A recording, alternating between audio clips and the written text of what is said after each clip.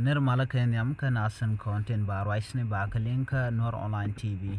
Akan konore raisni content bana lat ka kwire ga men chito rewe gambela kan re kan chito ka kuma ka kalibaye gwas men sha nuare sha kan nektin bar gore jeno der subscribe kale janyo kan asan ko ken bi raisni kon lat ka rodien ka gambela kan rewe ka kuma bana kalinkel bi goro no jin bi lerame bi janyo kanete ko ken shit kanete kon liang nuare ko lerame gore liang mo gwa ka taring de kon tok re nuare ka wit kon te nuare tin kam dien ka ber ki anyak de jogono nyak ne ko ken ka ku notification bell ko je twain ko bleren kon ba non ka Nor Online TV bi kan chamala shupkaje ko gor kono telemi kan mi ci kono bilin ka ku ko den nuare kon de ka tek gwasnatin kon te ka ten ana biya kamal kan Nor Online TV biya lerme biya chulinga gwa ka do badanan cheben kaje bana jelin gwasme shit kamen shanga ke sharwani shakalin rai ka gambela no shi court ya to ka konin tin payo ka gambela antama shit ka rwani ti to ka kuma ka rai wit mi shorka kalibaye kem ban je chu kwen ken ka kwiri ka men ci to ka nuare ka kuma rai wit mi shorka kalibaye jan gwal dan to ritin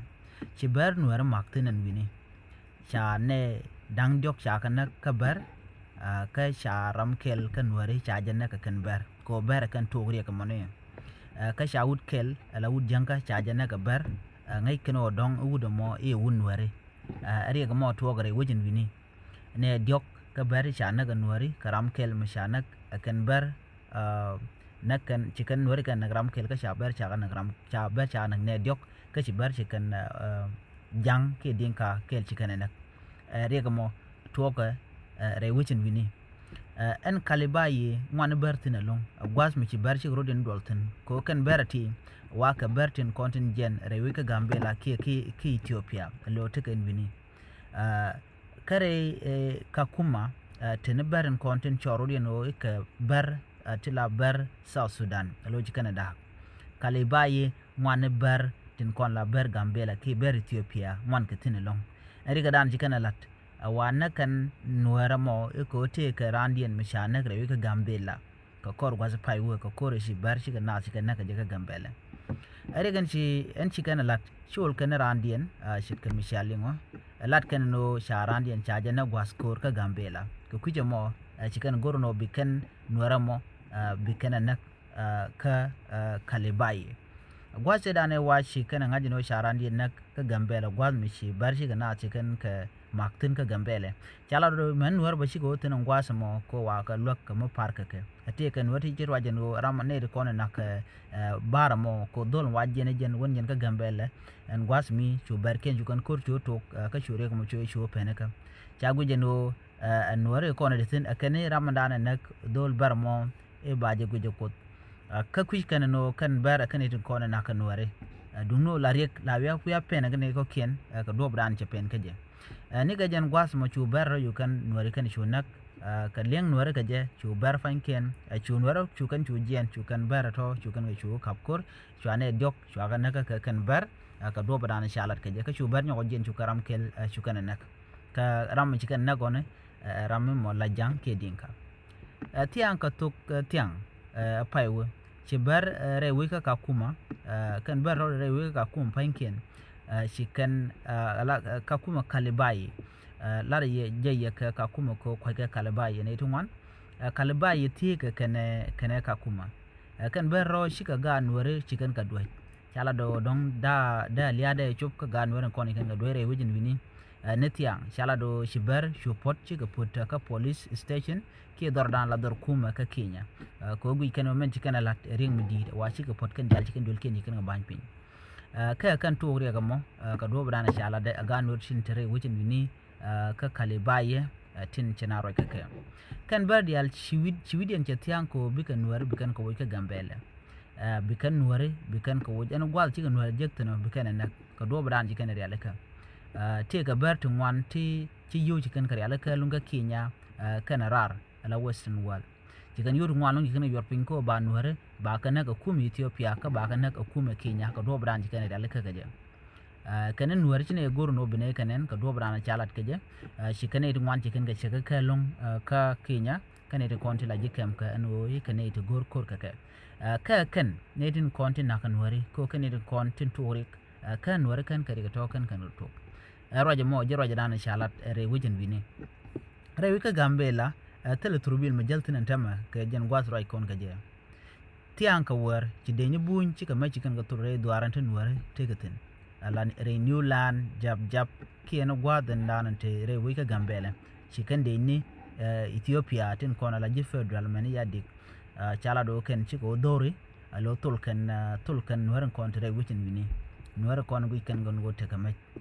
kan ni Ethiopia jel kan kel ka gan nuare tintere kuma ka ko ngai konan wo gan nuare shikan nuare kan ko are wi ka gambela ki Ethiopia wa jel kan kel ka kan gan nuare to tin konan te ka long mudire wi ka gambela wa kan ku kan gorne din kon tin nyir kan kare wi mi ram lung ma dan let kan wala kan target ki be kan gorno be kan mo kare kan dor kon jel kan ka tul kana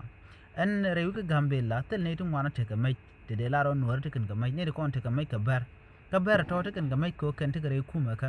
aloke deni ke police ni anyok en kuma dien ke kwar ke no konate wi kwam la ka mai ka mai ke pin la mai la ja register ke ba ja gwar pin kuma ba ka me din baramu ko run bi lo jok la kan ka nan ko chol ko rodi ne ka zabnya ne ke gang biran weta ka gwar mu ganga ke ta ka ba ma jom be jenan ko ngai kan do badanan je ga mai to la kan nan ci kuma ka pen ala kuma bar dungno kan maje to cin wara kajik ko nuwar panken nyir karodien sha kajika ajen mala nuwar banana kan ta makarun babu tole nuwar a can ran ka mutke ka bin mada gang dora ke da gang rora da gangat ke kada gang wede la ja bana wo ke kaji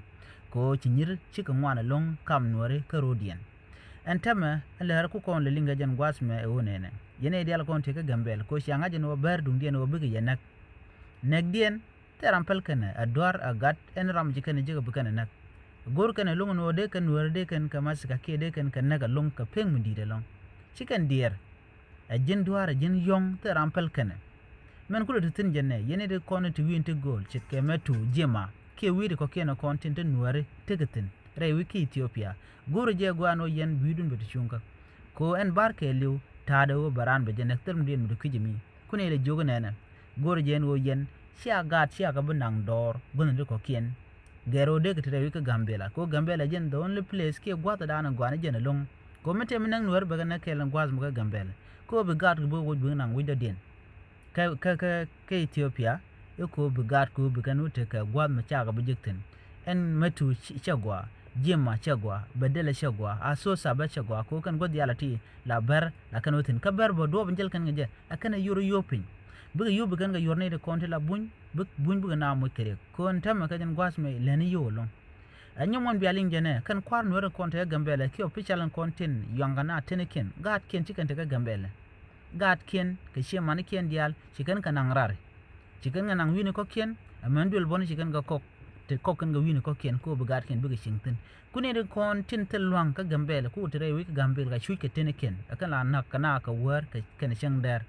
ko shi kan diyatin mura gar ken te wijan ta matare mu dia to na me biya kulu ngaje no tie da rodun ala ber te kan ke style ki system la kana use me ci korean me she logo no ba ber ba kalin la kana mo kare ba dora shwat ke ba je do ke ba mlel ka jama ko ba na kula lin la jalat ka kan wal tele jana mom ajen mu yang ko na tam ko kwar ko na kana gujin no tele malat ke tele mu jeng mu jekana so ko kuje mo en mu jeg de lat kan wara ba jalat ko ci kon tuk dan ci kon alle mo na diena bana fel kon ware dar kono no muda mor mi cherek chel hade biya chonkel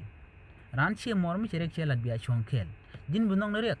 chi guru no de gan wer de tek chi guru jinde de tek chi guru no jin gar bo de tek ke kuje mo titi gor ken gwen mu kwa chiang barame ke jen 21 century to kontene goro je ban je guje gwa kono ko lan were ko tama gambel ti ne dial chi ga tello ne kono la kwar chi ga tello bos la ko shume ne bosun kon tintere kumaka chiga telo kan dial ko shikan ene tedar kini de no kana yo atel mu gam gor kan ro de kan let kan ware ke kuje mo gor je gwano biya gwi biya tan dan len ngwaru din ke je gen gwasme biya ke gwi ko ber gor kan longo de ka konak ka nang mudin mi ci kona de nyok ka ba konak ka ken ku kwar content ci mat ka kon tin ci loy din di kana kam yo ene mi ci ngwane ci loy din ci kana ka jen do bana bana ber bana ka kula gor ka jen ro be ka ro din go point dan ne me je le dan de kon ling to aje gu jeno me chu to ka South Sudan ka chan ka wal di kan shan wal bakal koron tin dar wal dio kono che de to ka kono tam ka gambela da to ka jen goro ba to ko kono kon ngala kon ka bel lar kono no telare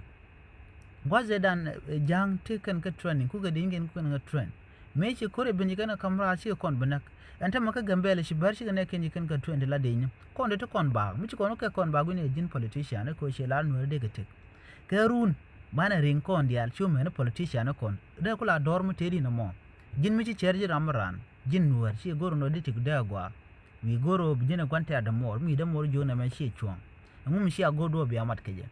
na me je lere bi aling ko antama ngwane wukene jek ci kan wa gwa goro je bi aling mi jira ma jidit ke jan channel me de jogo no jin nyak nas ko ken ko blen ko na ba nonke bi kan chwa mala chupkeji bi akamal kan online tv ku subscribe ku comment ku je garpin and bye bye